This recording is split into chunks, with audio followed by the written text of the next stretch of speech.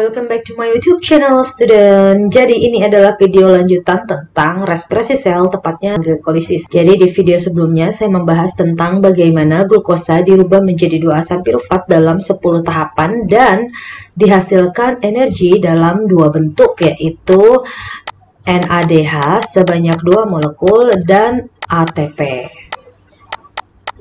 So, kalau kita lihat substratnya di sini adalah glukosa, kemudian produknya adalah asam pirufat dan energi yang dihasilkan dalam 2 bentuk ini. NADH ini merupakan koenzim yang akan diubah menjadi ATP nantinya di proses terakhir dan memiliki singkatan yaitu nikotinamida adenin dinukleotid. Kita lihat rumus molekul dari glukosa, yaitu C6H12O6. Sementara asam pirufat ini punya rumus molekul C3H4O3. Tahapan berikutnya adalah dekarboksilasi oksidatif. Nah, dekarboksilasi oksidatif ini sering disebut sebagai reaksi antara atau junction dari glikolisis menuju ke tahapan siklus Krebs. Jadi, dekarboksilasi oksidatif ini merupakan reaksi kimia yang mengawali siklus Krebs. Nah, prosesnya adalah 2 asam pirufat yang dihasilkan dari proses glikolisis ini akan masuk ke mitokondria. Jadi, proses kedua terjadi di tempat yang berbeda.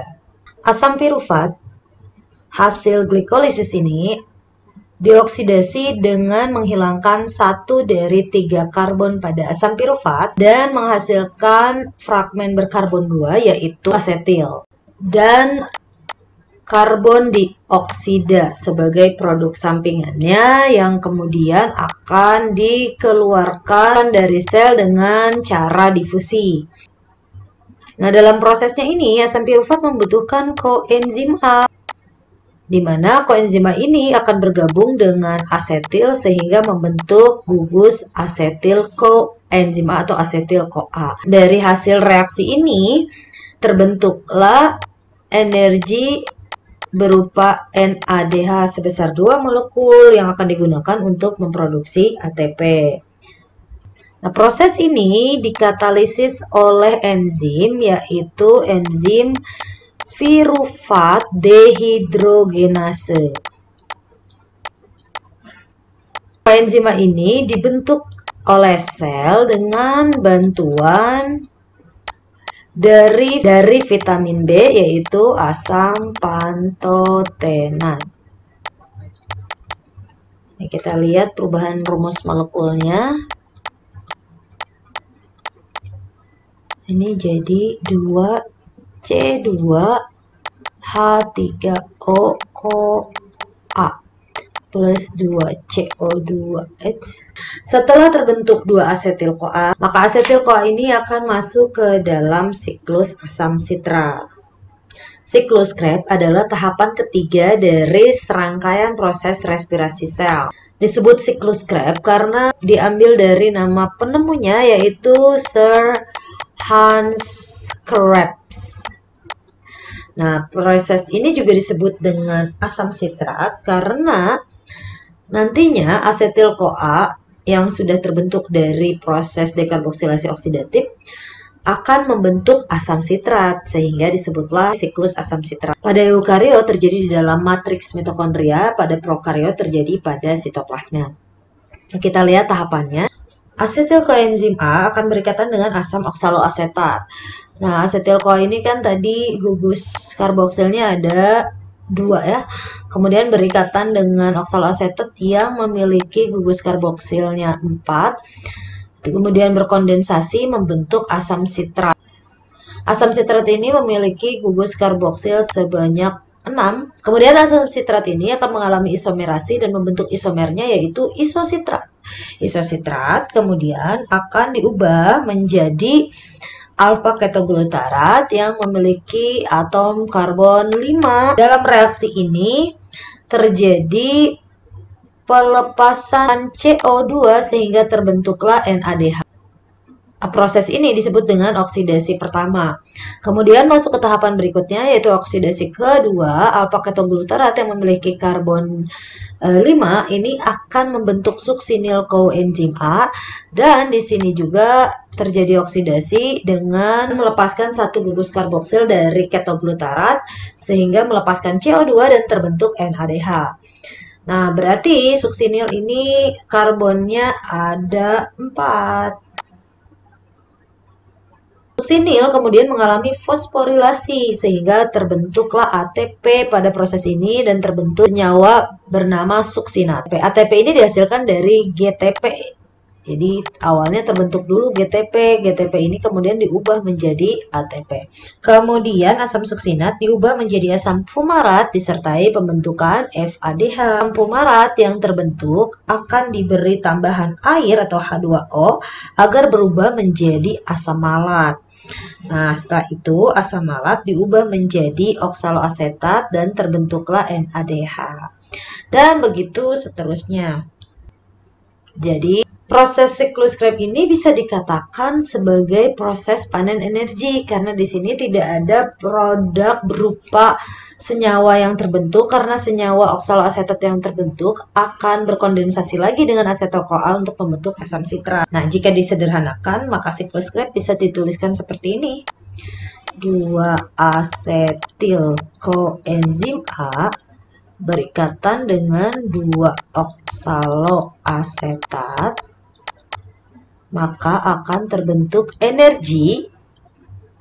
Kita lihat energi yang terbentuk 1 NADH, 2 NADH, dan 3 NADH. Ini untuk 1 asetil-CoA. Jadi untuk 2 asetil-CoA kita kalikan 2, NADH-nya ada 6. Kemudian di sini juga terbentuk ATP sebesar 1.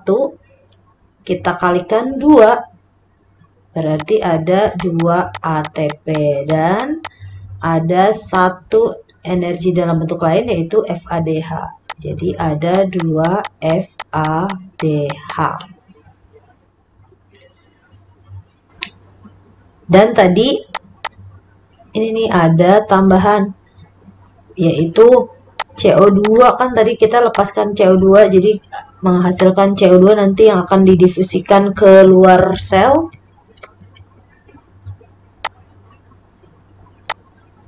Kita kali 2 juga, jadi jumlahnya ada 4 CO2. Nanti ini langsung didifusikan ke luar sel. Jadi ini produk sampingannya.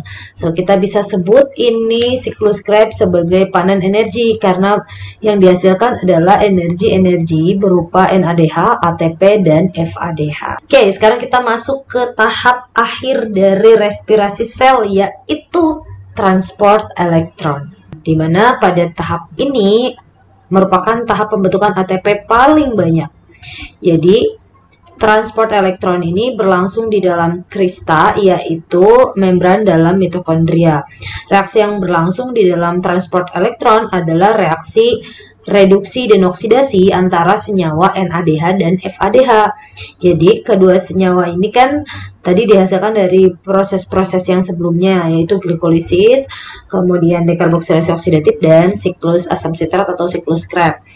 Jadi, nanti kedua senyawa ini akan dirubah menjadi ATP. Nah, lengkapnya nanti di video berikutnya ya tentang bagaimana pembentukan ATP dari NADH. Nah, intinya di sini pada transport elektron ini oksidasi dari NADH akan menghasilkan 3 ATP. Untuk 1 FADH ini akan terbentuk 2 ATP. Ini yang harus diingat. Kita lihat jumlah energi yang dihasilkan dari seluruh siklus Krebs. Yang pertama, glukosa dirubah jadi 2 asam pirufat dalam proses glikolisis.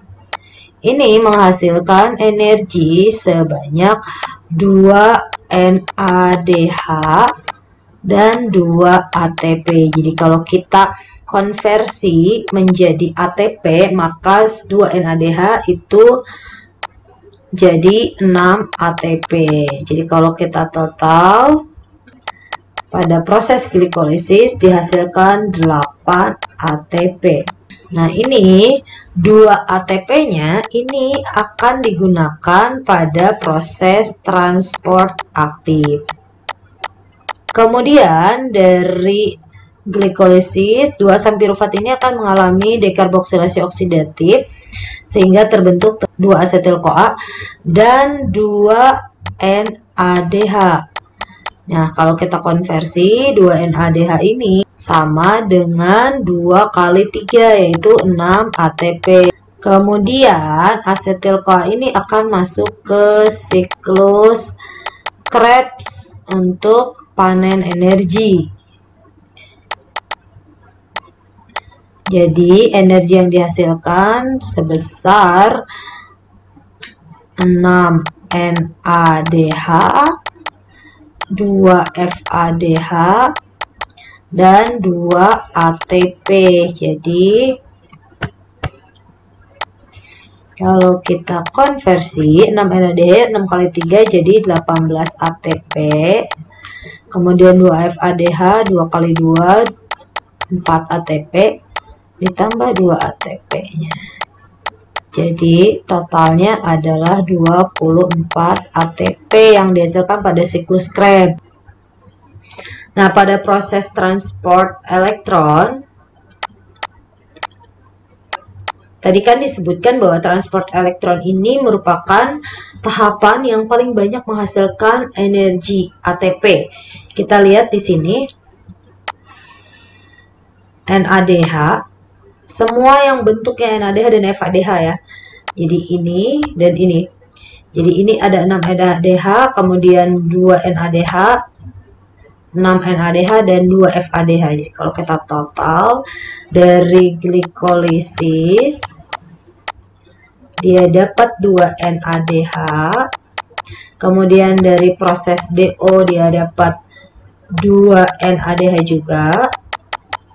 Kemudian dari siklus Krebs dia dapat 6 NADH plus 2 FADH.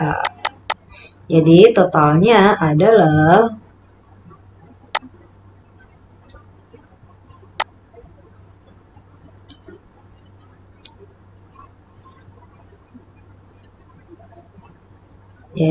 totalnya adalah ini 6 ATP, ini 6 ATP,